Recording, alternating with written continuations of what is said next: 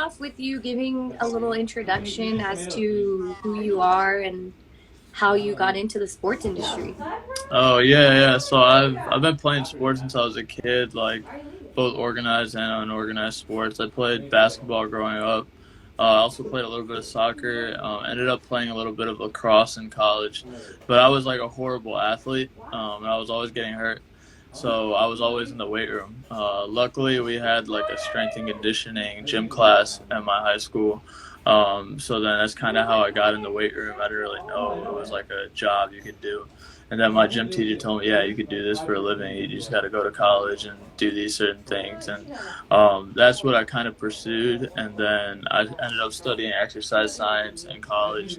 And kind of from that point in high school, I was kind of blessed to know, like, all right, this is what I want to do. I want to be a strength coach for either like a college sports team or a professional team or something like that.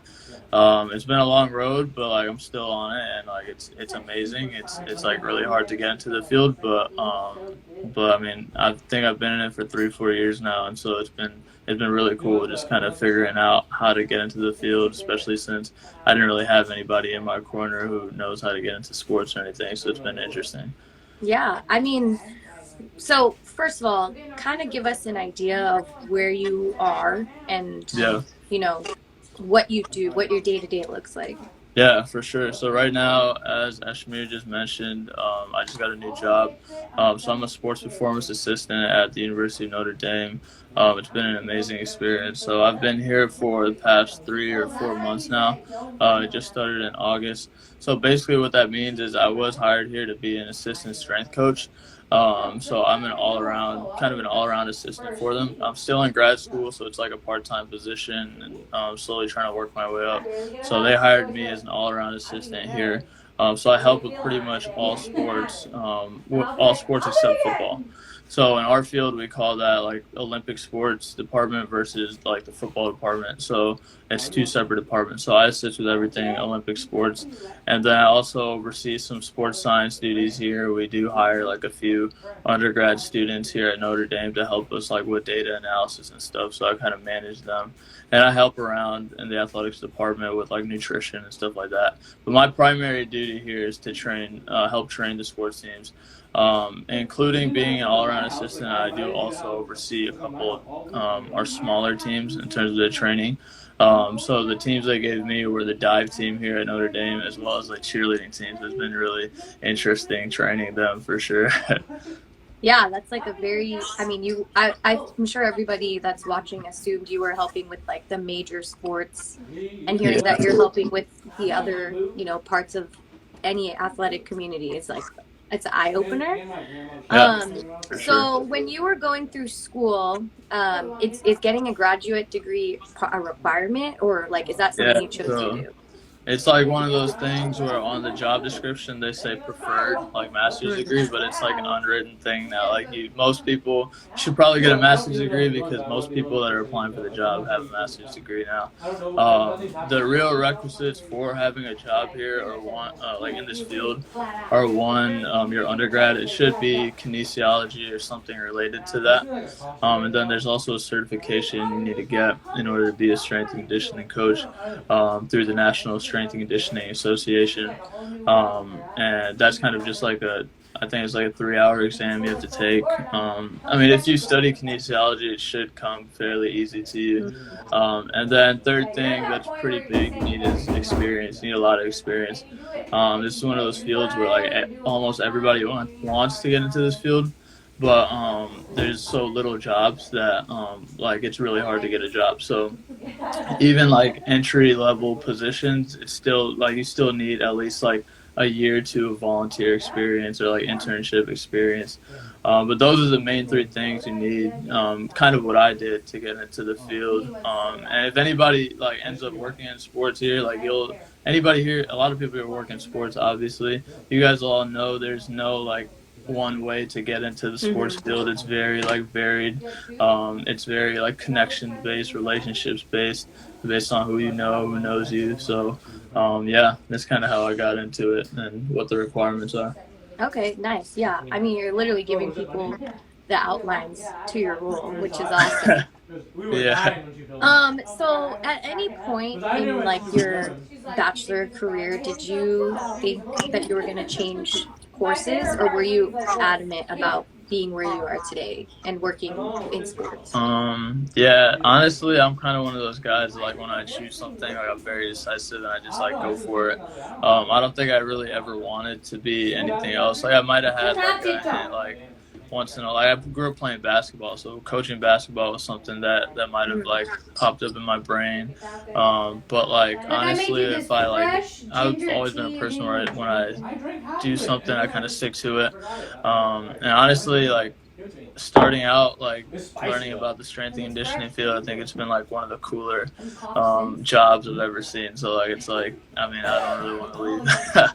Yeah, no, that's all. I mean, it's great for everyone's daily knowledge, right? Especially, Yeah. I think in the South Asian community, I don't know how much they realize like the power of knowing your own exercise and like your own body fitness. So I feel like that alone is something that you're helping with the community itself.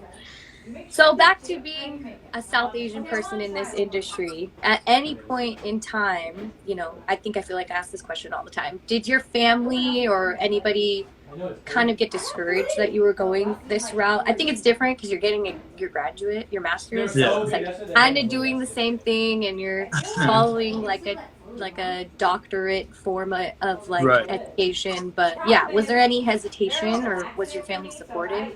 Yeah, no, 100%. First of all, I'll say like my parents are always supportive, like no matter what I do. They support me emotionally and financially, so I'm very blessed.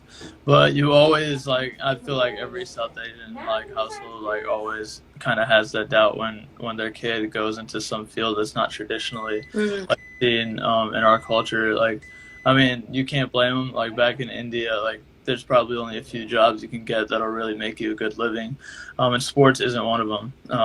At least in the past. So here, yeah, definitely. My parents definitely like had some doubts.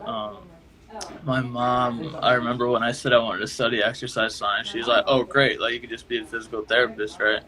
I was like, "Yeah, but I don't really want to do that. It's not really what I love to do." And so all throughout undergrad, she was kind of pushing me through to be a PT. And I was not a good student. You need to be a good student to be a physical therapist. So like after I think like year 2 or 3, she realized, okay, like it's probably not going to get into PT school. But that wasn't really the goal I was going for. Luckily in my field, there are a lot of like big name organizations. So for example, I live in Chicago. One of the bigger universities there is Northwestern University. Right after I graduated at Eastern Illinois, I got an internship there at Northwestern, and that's kind of when it like popped in my mom's head, like, oh wait, I recognize that name. Like that's actually a pretty like big organization. Maybe this is something he can do. You know what I mean?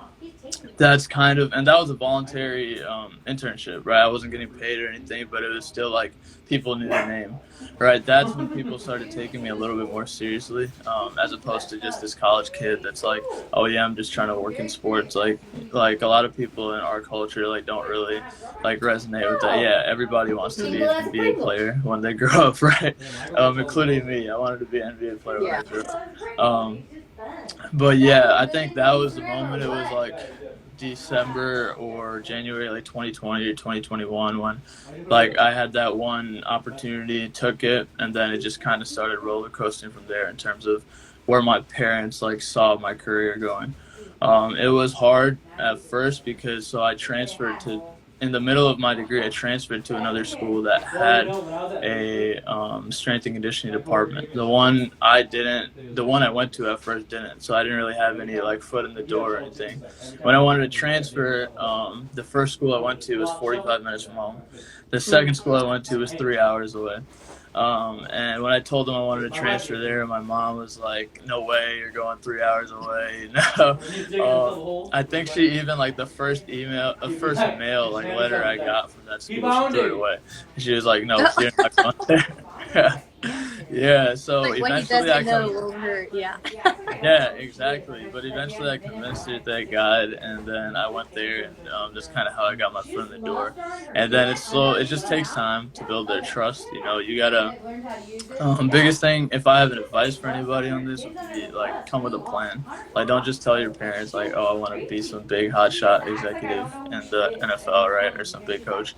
Like, you gotta actually have a plan because that's excuse me, that's just what they want to see. You know, they want to know that like you actually have a plan and have something to go off of, not just like your dreams. You know. Yeah, yeah. No, it's funny that you mentioned Northwestern because when I was choosing colleges, my mom really wanted me to go there, but I did not do that well in high school to get me into Northwestern, and I also had no idea what I was gonna do with the rest of my life. So I Okay. thought that's Yeah. funny that you brought that up. Yeah. Okay.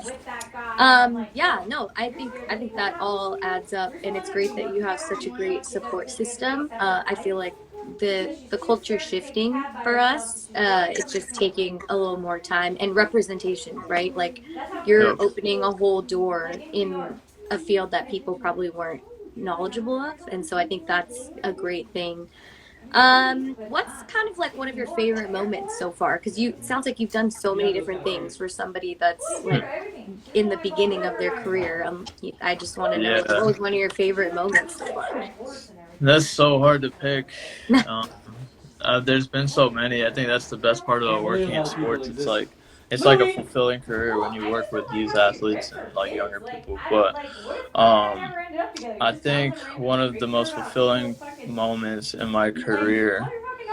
I don't. It wasn't even like I wasn't even present for that Yeah. moment, and it has nothing to do with strength and conditioning. But um, last year I did an internship at University of Tennessee, and it was a great experience. And one of my favorite things is seeing my former athletes or my current athletes go on and do like great things, whether it's in their sport um, or in their field, whatever. They had a game a couple weeks ago. I forgot who it was against, but one of the guys that I coached, like me and him, kind of built a special bond because we were both in Tennessee, but we were both from the Midwest. Like he was from Detroit, I think, so I was from Chicago. Mm. And what happened? Oh yeah, so he was playing in a game, and it was the end of the game, and they were I think yeah, he got an interception to like close out the game. That was like they were like heavy underdogs in that game, and it was just everybody was getting hyped, everybody was getting excited for him, and it just kind of reminded me back to like the bond that we had, and it's just seeing him. He's only a few years younger than me, but it's just seeing a kid like that, like that's been his dream, you know. Like he grew up in the hood, and like his parents didn't have any money, but he came in, and he's a star on the highest platform now, right? So that's like his dream, and that's kind of like what I love to see is seeing my athletes fulfill their dreams. I know that's weird to say because this has nothing to do with the weight room, but it's just like building those relationships. Like those are the things I like to see. No, I don't think it's weird at all. I feel like that you've mentioned it multiple times, right? Like the people that we meet on this journey and the way that we present ourselves is the only way that we can achieve what we want, right? Like Right. the whole reason I joined South Asians in Sports was to meet more people in the industry that were South Asian and learn about their backgrounds and just see and tell that there's other things you could do rather than just be a player or a reporter, right? Like you're showing, like I keep mentioning, you're showing a whole different side of things, and it's based off of just like mental and physical physique, and that's so important for people Yeah, to remember. Right, exactly. I think it's great because, I mean, like you said, like what we usually see as fans is like what's on the TV, like what's behind, what's in front of the camera. But like, so as fans, like our culture inherently grew up as fans because nobody was like playing or anything like that, right? Or working in sports. So like, what you don't think about sometimes when you don't work in sports is what's behind the camera, right? Like, I think it's like, you mentioned broadcaster or something like that, but when you're actually working with the athletes, like you're there every day. You know what I mean? You're getting the experience of making a relationship with athletes, and they actually trust you. That's the craziest part. These people that go out and play on the brightest lights, like they come back to the gym, the training center, and they're asking you like, all right, what should I do next to recover? What should I do to get better? You know what I mean? I think that's probably one of the coolest parts, and that none of that's on camera. Like I'll probably never be on an interview or anything like that. I probably won't get famous from this job. That's perfectly fine though. I still think I have the coolest job. You know? Yeah, of course. I mean, that's not your intention, right? Your intention is to Right. do what you're doing. Yeah. So if you had another goal, then we could have more interviews, and you could just do your day in my life or something. That'd be pretty cool. Yeah. Yeah, I think. I mean, like I said, I feel like understanding your role is amazing. So I was curious when you're checking player, because yesterday you mentioned that you're like collecting nutrition and data metrics for players and stuff like that. So what does that look like for you? And then how does that work when you're working with the different players? Like, let's say, for somebody on the swim team, like how would that look? Yeah, so I'm gonna try not to like give away too much like data here because a lot of it is like, or information, a lot of it is like kind of confidential. But yeah, you're Spark members. yeah, for sure, for sure. The way we do things is like, so we have a sports performance department here at Notre Dame, and I'm pretty sure this is the model that most colleges go to because most professional teams do this.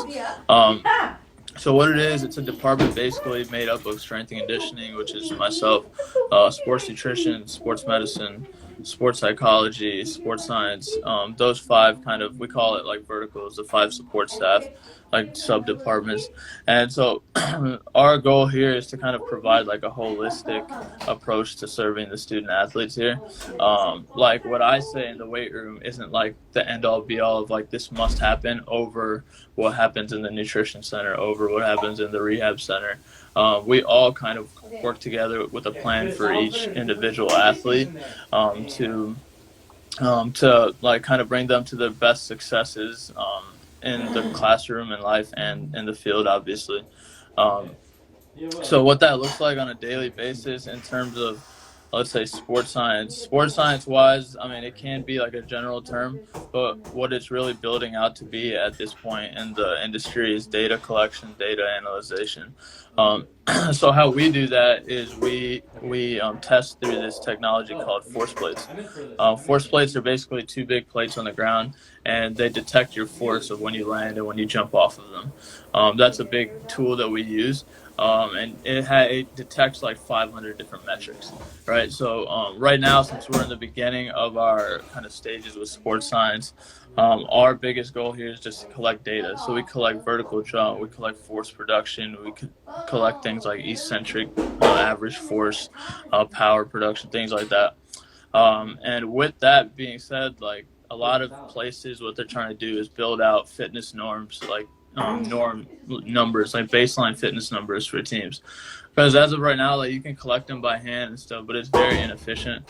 And I mean if you don't have this kind of technology, that's probably what you have to do. But when you're at like the highest level in college sports, like we're definitely blessed to have some great technology. So my job directly is to actually administer these tests during our lifts. Like we have these tests, and they're really easy to administer. And I also manage kind of the like our undergrad staff that helps us with this testing data. And then the goal is to kind of collect this data and create those baseline fitness tests. And there's other questions we can answer with this data, just going down the line. For example, it could even be used for like sports specific things, or even like where an athlete is pre and post an injury or something like that. But yeah, there's so many different uses with sports science, with data. It kind of just comes down to like what questions are you trying to answer, what are you trying to improve, and then use the data to improve that. Nice, that's awesome. I mean, that sounds sick. I don't know if I would really be cool. successful in it, but I think it just helps. It helps everyone, not get injured, right? That's your whole Right, that's the goal. Yeah. That's the goal. Less Yeah. injuries. So I guess to wrap things up, what is one piece of advice or one thing that has helped you that you could pass on to somebody that's either looking to work in your field or just get a role in the industry? Like, what's one of the things you've done? Yeah, there's so many, but I think the biggest thing, I mean, this could go for like a lot of industries, but especially in like high level sports, the higher up you get, the more of like a relationship game it is, as opposed to like what you know. A lot of people care more about like who knows you, who you know, like how personable are you with people. So I would definitely recommend, if anybody's trying to get into the industry, like find a mentor, find people that are willing to help you out, and you'll be surprised. Like a lot of people are actually willing to help out younger coaches or younger staff members. Um, and then one thing that I do is like I think it's like every 3 to 6 months. I think I kind of try to reach out to a new coach or a new like professional in the industry. A lot of these people, like, you could find their social media or you could find their emails online somewhere. To try to reach out and just say, hey, like, my name is Aaron. I'm currently doing this, and I'm kind of trying to get into your role one day, or I would just like to pick your brain on something that you're doing. And then also the other piece of that is like, don't just go out and spam people about this kind of stuff, but like try to bring people value too, right? Like send them a research article that you think they like, or send them a video you think they like, or if you want to intern for them, see if you can intern for them, or try to bring people value instead of just trying to take, if that makes sense. But yeah, relationships are definitely a big factor. I'm starting to learn in the sports industry. A lot of jobs are just gotten through like who you know, for sure, and who knows of your name. But yeah, that's probably the biggest piece of advice I have. Okay, and then to wrap it up, what's your dream job? Unless you're already doing it, then like what's like your dream job when you graduate? I don't know. Like I go back to this because I think like the longer I've been in college sports, the more I've wanted to kind of like impact college sports in many different ways, even outside of the weight room. I just love developing student athletes. So I mean, I love my job, right? I would definitely love to be a head strength and conditioning coach, possibly for like a football or basketball team one day. But I think looking farther past that, I think being like an athletic director at a Division I college would even be really cool too, or some sort of like assistant athletic director. That oversees like sports performance or performance in some type of way. I think that would be a really cool role. Oh yeah. So I guess that was two things, hide it but for me? yeah, those That's are kind of like dream jobs for sure. So you want to stay in college? Yeah, I want to stay in the college realm. Like obviously, if I get a pro job, I'm not going to turn it down. But, Sure. But my objective is definitely to move up within like Power 5, like Division I athletics. Nice. That's all. I love that. Yeah, I think the way that you keep talking about like strengthening the youth, I think that's like a beautiful way to end this and a nice message, because it's helpful, right? A lot of people, especially in the community that we grew up in, you don't have a lot of people in your corner. And so I think, like I said earlier, your representation is like a huge thing. And seeing a brown person do what you're doing, people are going to be like, wow, I could be a half doctor in the sense of sports and still do the kind of data that I love. So, I mean, I think your job is probably, I haven't done an Instagram Live in a while, so I think it's really cool just to learn about your role. I think the last one I did was like how to be an entrepreneur in the industry. Okay. And so, you know, there's just like so many scopes as to I think that's one of the best parts about sports is that's starting to open up now, because sports is even itself is like a newer industry. But there's so many different things. You could be an entrepreneur, you could be an exec, you could be a coach, right? You could be a player, obviously, right? Yeah. You could do so many different things. So it's definitely awesome for sure. Yeah. Yeah, well, I appreciate your time, and then maybe next year, like, we could sync up again and just hear how you've kind of been with Notre Dame, and, you know, just learn more about your job. For sure, 100%. Yeah, thank you for having me. I definitely appreciate the opportunity. Yeah, no problem. I mean, for anyone watching, like I said earlier, we've been trying to plan this for a while. I just, like, you know, life gets busy, and Aaron has a busy schedule. He's got college athletics like every day. He's doing the whole athletic team. So yeah, you've been busy too, so don't cut yourself short. Yeah, no, I mean, for sure. Yeah. Anyways, I appreciate you for sure. Thanks for having me on. Yeah, no problem. Have a great day, and thank you everyone that was tuning in. Aaron is tagged on the Instagram post, so if you'd like to follow him or message him with any questions, I'm sure he'd be happy to answer them. And yeah, thank you so much again, and have a great evening. Awesome. Thank you. Okay, bye. Bye.